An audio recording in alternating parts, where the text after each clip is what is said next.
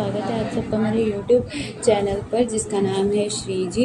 आज का जो हमारा टॉपिक है वो है शल्य तंत्र का अग्निकर्म, जिसको हम बर्न भी बोलते हैं। अग्निकर्म अग्नि अथवा ऊष्मा का रोगों को निवारणार्थ प्रयोग करना अग्निकर्म चिकित्सा कहलाता है। अग्निकर्म हेतु अग्निकर्म शलाका अथवा अन्य पदार्थों को अग्नि पर तप्त कर उनसे दहन किया जाता है। पिछले कुछ वर्षों में जैसे जैसे विज्ञान की उन्नति हुई है, इस विज्ञान का विकास हुआ एवं कई नए प्रकार के उपकरण प्रयास में लाने, जैसे इलेक्ट्रिक कैथेटरी, डायमेट्रिक कैथेटरी, इनमें विद्युत द्वारा शलाका का तप्त किया जाता है। आजकल लेजर रेज द्वारा भी दहन किया जाता है। अग्निकर्म की प्रधानता अग्निकर्म को क्षार कर्म से श्रेष्ठ माना है, क्योंकि अग्निकर्म द्वारा चिकित्सा करने पर वह रोग पुनः नहीं होते हैं। जो रोग औषधि शस्त्र क्षार के प्रयोग से ठीक नहीं हो पाते हैं, वह अग्निकर्म चिकित्सा द्वारा ठीक हो पाते हैं। दहन उपकरण आचार्य सुश्रुत ने पीपली, अजाशरक, बकरी की मींगनी, गौदंत, शर, शलाका, जाम, वोष्ण, इतर लोह, मधु, गुण, स्नेह आदि को दहन उपकरणों में माना जाता है। भिन्न भिन्न रोगों में निम्न प्रकार के उपकरणों का प्रयोग किया जाता है। त्वचा के रोगों में पीपली, अजाशक, गौदंती, क्षर, शलाका इत्यादि का प्रयोग किया जाता है। मांस रोगों में जाम्बव, उष्ण, लोह आदि का प्रयोग किया जाता है। शिरा, स्नायु, संधि एवं मस्तिष्क रोगों में मधु, गुण, स्नेह का प्रयोग किया जाता है। आचार्य वाग्भट ने पिच्चू, भर्ती, सूर्यकांत और मोम को भी दहन उपकरण माना है। वृद्ध वाग्भट ने सूची, स्वर्ण, रजत, ताम्र, कांस्य, सूर्यकांत, घृतवा, मसा की गणना दहन उपकरणों की है। आचार्य चक्रदत्त ने स्वर्ण शलाका का प्रयोग पक्ष्म रोगों की चिकित्सा हेतु बताया है, तथा रोग रत्नाकार में आपान मार्ग, पिप्टिका, बॉयल एट पेरिनियम का दहन स्वर्ण शलाका से करने का निर्देश बताया। दहन उपकरणों पर विचार करने से यह प्रतीत होता है कि आचार्य सुश्रुत ने विस्तृत जानकारी के आधार पर इसका चयन किया है। उदाहरणार्थ, एक ही तापमान वाले जल एवं घृत का शरीर ऊतकों पर उनका प्रभाव भिन्न भिन्न होगा, क्योंकि घृत में गुप्त ऊष्मा जल से अधिक होती है। इसी प्रकार पीपली, अजाशक, गौदंती, शर, शलाका, जाम्ब, ओष्ठ, मधु, गुड़, स्नेह इत्यादि को गुप्त ऊष्मा भिन्न भिन्न रोगी और इनका ऊतकों पर प्रभाव भी भिन्न भिन्न होता है। अतः चिकित्सकों को स्थान विशेष एवं गुप्त ऊष्मा का विचार कर दहन उपकर्म का चयन करना चाहिए। आजकल उपकरणों में इस सुविधा हेतु नियंत्रण लगे होते हैं एवं अपने ऊष्मा हित का नियंत्रण कर अलग अलग स्थानों पर आवश्यक प्रभाव प्राप्त किया जाता है। दहन प्रकार आचार्य सुश्रुत ने रक्त तप्त शलाका द्वारा रोगी के शरीर पर दहन करने हेतु जो आकृति बनाई है उसे दहन प्रकार कहते हैं। आचार्य सुश्रुत ने दहन के 4 प्रकार बताए। बल तप्त शलाका द्वारा व्याधि के मूल में वृत्ताकार चिन्ह बनाकर दग्ध किया जाता है। बिंदु के समान दग्ध किया जाता है। विलेखा तप्त शलाका द्वारा तिर्यक, ऋज, वक्र आदि कई प्रकार से रेखाएं बनाकर दग्ध किया जाता है। प्रतिसारण तप्त शलाका द्वारा रूढ़ स्थान पर घर्षण करके दग्ध किया जाता है। आचार्य वाग्भट ने उपरोक्त प्रकारों के अतिरिक्त निम्न 3 प्रकार के अधिक बताए हैं। अर्ध स्वास्तिक और अष्टापद। अर्धचंद्र तप्त शलाका द्वारा रूढ़ स्थानों पर अर्धचंद्राकार चिन्ह बनाकर दग्ध किया जाता है। स्वस्तिक तप्त शलाका द्वारा रूढ़ स्थान पर स्वास्तिक कार चिन्ह बनाकर दग्ध किया जाता है। अष्टापद तप्त शलाका बनाकर रूढ़ करना स्थान पर अष्टापद चिन्ह बनाकर दग्ध किया जाता है। दहनी विधि अग्नि दहन विधि। अग्निकर्म हेतु उपयुक्त ऋतु। प्रायः अग्निकर्म सभी ऋतुओं में किया जा सकता है, परंतु शरद एवं ग्रीष्म ऋतुओं में अग्निकर्म का निषेध है। इन ऋतुओं में भी आपत्तिकाल स्थितियों में अग्निकर्म किया जा सकता है। इस हेतु ऋतु के विपरीत आहार विहार व व्यवस्था कर, अर्थात शीतता में शीत का प्रतिकार एवं उष्णता में उष्ण का प्रतिकार करके अग्निकर्म करना चाहिए। उदाहरण के तौर पर यदि अग्निकर्म ग्रीष्म ऋतु में किया जा रहा है तो वातानुकूल कक्ष तथा शीत प्रलेप के द्वारा उष्णता के प्रभाव को कम किया जा सकता है। सभी ऋतुओं में रोगी को पिच्छल अन्न खिलाने के पश्चात ही अग्निकर्म करना चाहिए, क्योंकि अन्न रूक्ष होता है, परंतु अश्मरी, अर्श, भगंदर, मुख रोग में रोगी को बिना भोजन कराए अग्निकर्म करना चाहिए। रोगी को पूर्व दिशा की ओर बैठाकर अथवा लेटाकर अग्निकर्म करना चाहिए। अग्निकर्म कराने के पश्चात उत्पन्न व्रण पर मधु और घृत का प्रयोग होता है। धातुगत सम्यक दग्ध के लक्षण। त्वचा में दग्ध होने पर चित्त ध्वनि से शब्द उत्पत्ति होती है एवं त्वचा में संकोच तथा दुर्गंध आती है। मांस दग्ध स्थान पर कबूतर के समान वर्ण एवं वेदना होती है तथा अल्प शोफ उत्पन्न उत्पन्न होता है, वह व्रण शुष्क और संकुचित हो जाता है। सिरा और स्नायु में दग्ध होने पर व्रण कृष्ण वर्ण का युक्त एवं उभरा हुआ होता है तथा रुधिर आदि स्राव बंद हो जाते हैं। संधि और अस्थि में दग्ध स्थिति संधि और अस्थि में दग्ध होने पर व्रण रूक्ष अरुण एवं युक्त शुष्क हो जाते हैं। दहन के योग्य व्याधियां त्वचा, मांस, सिरा, स्नायु, संधि एवं अस्थि में स्थित वायु के कारण तीव्र वेदना होती है। वायु में मांस के ऊपर उठ जाने पर वेदना रहित मांसयुक्त व्रण, ग्रंथि, अर्श, बंदर, अबुर्द, अपची, श्लीपच, चर्म कीलक, तिल, अकल, आंतवृद्धि, संधि रोग, सिरावेद पश्चात छेदन आदि, कर्म पश्चात नाड़ी व्रण, रक्त के अतिस्राव से शिरो रोग तथा अग्निमंत्र में भ्रू, ललाट एवं शंख प्रदेश में अग्निकर्म करना चाहिए। वर्तम रोगों में गीले वस्त्र से दृष्टि मंडल को ढककर रोमकूपों में दग्ध करना चाहिए। अग्निकर्म के अयोग्य रोगी पित्त प्रकृति, रक्त प्रकृति, अतिसार, जिनके शरीर में शल्य न निकल गया हो, दुर्बल, भीरू, पालक, वृद्ध, अनेक व्रणों से पीड़ित, स्वदन के अयोग्य, आचार्य चरक ने, बालक, वृद्ध, दुर्बल, स्त्री, गर्भिणी, रक्तपित्त, तृष्णा, जीवन ज्वर पीड़ित, स्नायु और मर्म स्थान में होने वाले व्रणों, विषयुक्त शल्य में, नेत्रगत व्रणों में एवं कुष्ठ व्रण में अग्निकर्म का निषेध कहा गया है। अग्निकर्म रोगों के निवारण किया जाएगा, जिसे हेतु शरीर के उपतकों में दहन किया जाता है। अग्निकर्म व्रण अधिष्ठानों में आवश्यक गहराई तक किया जाता है, परंतु कभी कभी चिकित्सक की असावधानी को दोषपूर्ण विधि हो जाता है, इसे इतरता दग्ध कहा जाता है। इस उल्लेखनीय है कि इस प्रकार का दग्ध चिकित्सक की उपस्थिति में उत्पन्न होता है। आचार्य वाग्भट ने इसी इतरता दग्ध को प्रमाद दग्ध कहा है। दग्ध के प्रकार अग्नि के द्वारा स्निग्ध दग्ध, अग्नि के द्वारा संतप्त हुए स्निग्ध पदार्थों में छोटी छोटी सिराओं में प्रवेश करने की क्षमता होती है, जिससे वे त्वचा आदि में प्रवेश कर शीघ्र दहन करते हैं। अतः स्निग्ध दग्ध अधिक वेदनायुक्त होते हैं, जैसे कि उष्ण संधि, सर्पी, जल आदि में जल, रुक्ष दग्ध, तप्त घन पदार्थ प्रत्यक्ष अग्नि के द्वारा होने वाले दग्ध को रुक्ष दग्ध कहते हैं। दग्ध के प्रकार स्थान के अनुसार अग्निकर्म दो प्रकार के होते हैं, स्वर मांस त्वक दग्ध और मांस दग्ध। दग्ध के प्रकार लक्षण अनुसार प्लष्टु, दुर्गंध, सम्यक दग्ध, अति दग्ध। प्लष्टु दग्ध का लक्षण जिस दग्ध में त्वग्वर्ण अतिमात्रा में विकृत हो जाता है तथा अत्यधिक दाह होता है, उसे प्लुष्टु दग्ध कहा जाता है। आचार्य वाग्भट ने इसे प्लुष्टु दग्ध कहा है। आचार्य वाग्भट ने भी इसे प्लुष्टु दग्ध को तुतद दग्ध कहा है। दुर्गंध लक्षण जिस दग्ध में तीव्र भयंकर स्फोट, चोट, दाह, लालिमा, पाक वेदना ये लक्षण दिखाई देते हैं, उसे दुर्दुग्ध कहते हैं। यह लक्षण चिराग शांत हो जाते हैं। सम्यक दग्ध का लक्षण जो दग्ध व्रण नाति गंभीर ताल फल के व्रण के सदृश शून्य संचित समान एवं पूर्वोक्त त्वचा, मांस, सिरा आदि का दाह लक्षणों के युक्तों से सम्यक दग्ध कहते हैं। अति दग्ध में मांस के टुकड़े लटके हुए दिखाई देते हैं, अंगों एवं संधियों का विक्षलेश होता है, सिरा, स्नायु, संधि, अस्थि की अत्यधिक ज्वर, पिपास, मूर्छा, दाह आदि उपद्रव उत्पन्न होते हैं। इस प्रकार के व्रणों का रोपण होने के लिए अत्यधिक काल अवधि को अवश्य होती है। व्रण रोपण होने के पश्चात भी वहाँ विवर्णता हो जाती है, संप्राप्ति है। अग्नि के कारण कुपित रक्त का प्रकोप होता है, परिणाम स्वरूप पित्त का भी प्रकोप होता है, क्योंकि रक्त तथा पित्त समान वीर के होते हैं तथा रस और द्रव्य की दृष्टि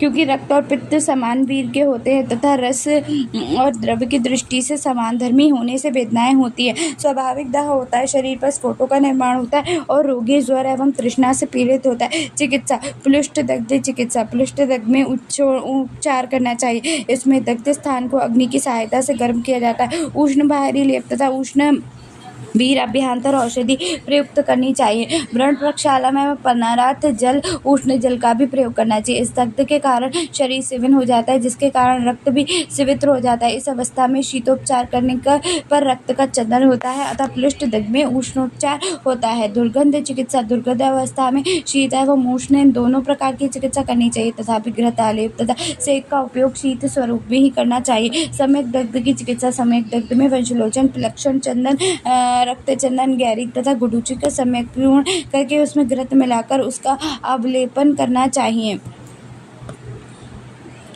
ग्राम में जैसे घोड़ा आदि एवं मानूप पशु प्राणियों का मांस पीसकर उनका लेप करना चाहिए। यदि दग्ध स्थान में अथवा संपूर्ण शरीर में दाह होता है तो पित्त विदृधि के समान चिकित्सा करनी चाहिए। अतिदग्ध अवस्था में निम्न प्रकार की चिकित्सा करनी चाहिए। दग्ध मांस निकाल देना चाहिए। दग्ध स्थान पर शीतल उपचार करना चाहिए। तत्पश्चात छाली चावल का चूर्ण अथवा तेंदुपत्ता को हाथ में गुड़त मिलाकर प्रलेप करना चाहिए। व्रण को गुडुचि पत्र अथवा कमल पत्र से क्षापित करना चाहिए। पित्तज विसर्प के समान चिकित्सा करनी चाहिए। सभी प्रकार के दग्ध हेतु रोपण घृत, मोम, यष्टि मधु, लौद्र, राल, मंजिष्ठा, रक्त चंदन तथा मूर्वा इन्हें पानी में पीसकर उनका कल्क करें। कल्क के 4 गुना घृत और घृत से 4 गुना पानी मिलाकर घृत पाक करें। यह घृत सभी प्रकार के अतिदग्ध में उपयोगी रोपण घृत है।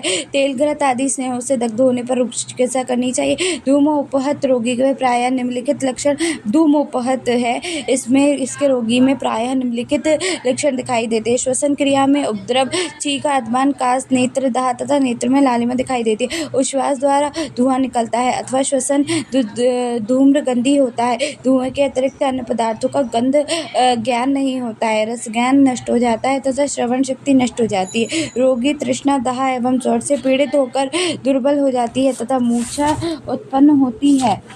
नेक्स्ट वन इज धूमोपत के द्वारा त्वचा के अतिरिक्त अन्य सभी 4 ज्ञानेंद्रियां प्रभावित होती हैं। इसकी चिकित्सा वमन पहले कराएंगे। धूमोपत के रोगों में सर्वप्रथम वमन कराना चाहिए। वमन के लिए घृत, क्षुरक्ष, मुनक्का, दूध, शर्कराउदक शरबत अथवा मधुर एवं अम्ल रस एकत्र कर प्राशन करवाना चाहिए। वमन के कारण प्रकोष्ठ शुद्धि होकर धूम्र गंध नष्ट हो जाती है। वमन के परिणाम स्वरूप अंग ग्लानि, शबथु स्वर शांत हो जाते हैं और दाह, मूर्छा, तृष्णा, आदमान, दारुण श्वास का शांत हो जाते हैं। कवलग्रह, मधुर, अम्ल, लवण और कटु रसनात्मक द्रव्यों के स्वरस अथवा क्वाथ के कवल ग्रह करने पर धूमोत रोगी विविध इंद्रियों के अर्थ को भली प्रकार से ग्रहण करने में समर्थ हो जाते हैं तथा मन निर्मल हो जाते हैं।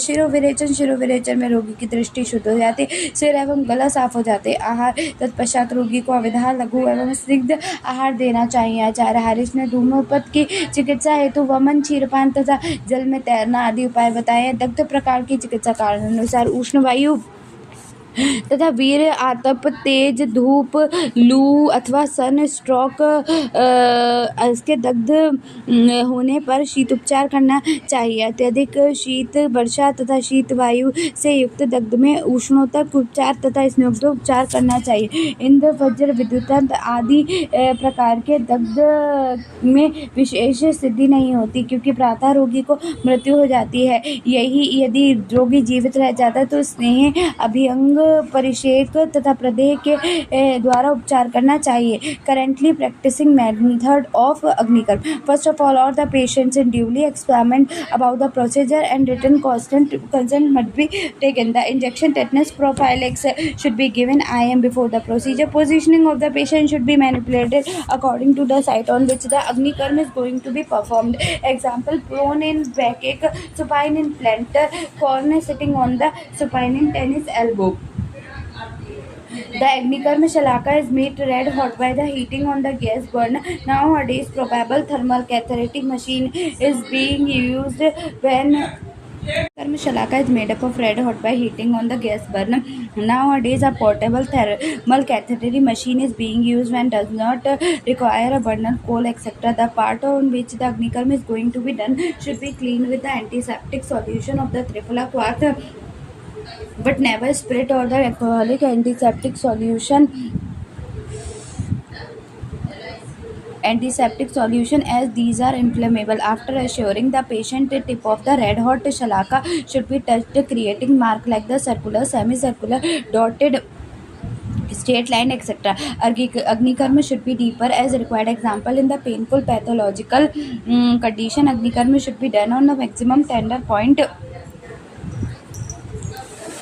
whereas in case of corn, the deeply seated root of the group must be burned, otherwise if it may occur. After Agnikarma, the fresh pulp of the aloe vera should be applied to the subside burning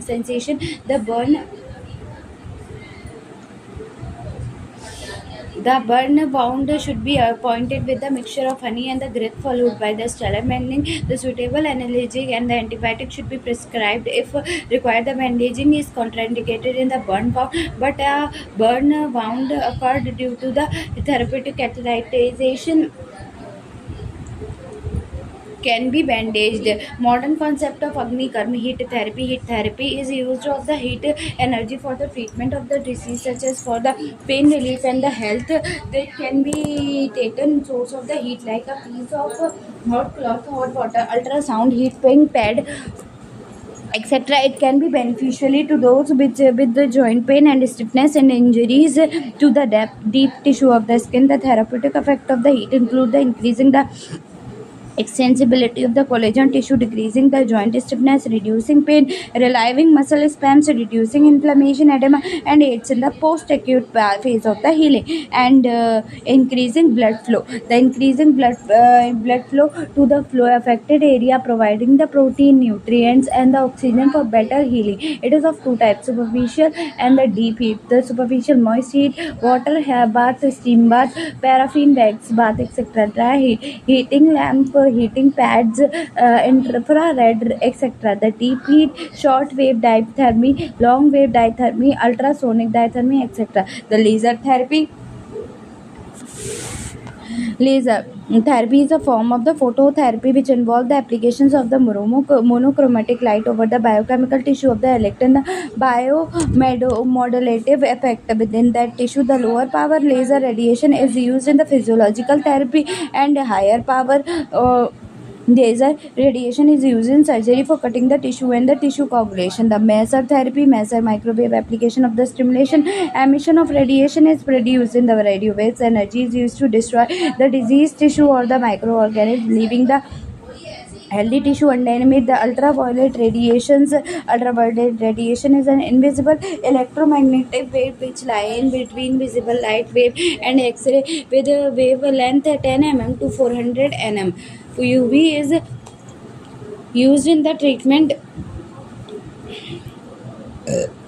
of the various skin condition and for the both the infected and the non-infected lesion of the skin. It is useful for the treatment of deep seated pain like lumbar pain as well. It is commonly used for sterilization purpose. The cauterization, burning of the skin or the tissues by the applications of the direct heat or corrosive chemical for the therapeutic purpose is called cauterization. It is of two types: the thermocategory, the chemical category. The thermocategory, heat is produced by or electric energy. The chemical category, the chemical agent acids like the carboxylic acid, trichloroacetic acid, etc., or the base like potassium hydroxide, sodium chloride, etc. are used. The cauterization is indicated in the case of non-healing ulcer, the hemostatic purpose, the cervical erosion, warts, or the other growth. The electrotherapy, therapy done by the application of electric current directly is called the electrotherapy. Type of electric therapy: high intensity current is used for the diathermy or the heating effect.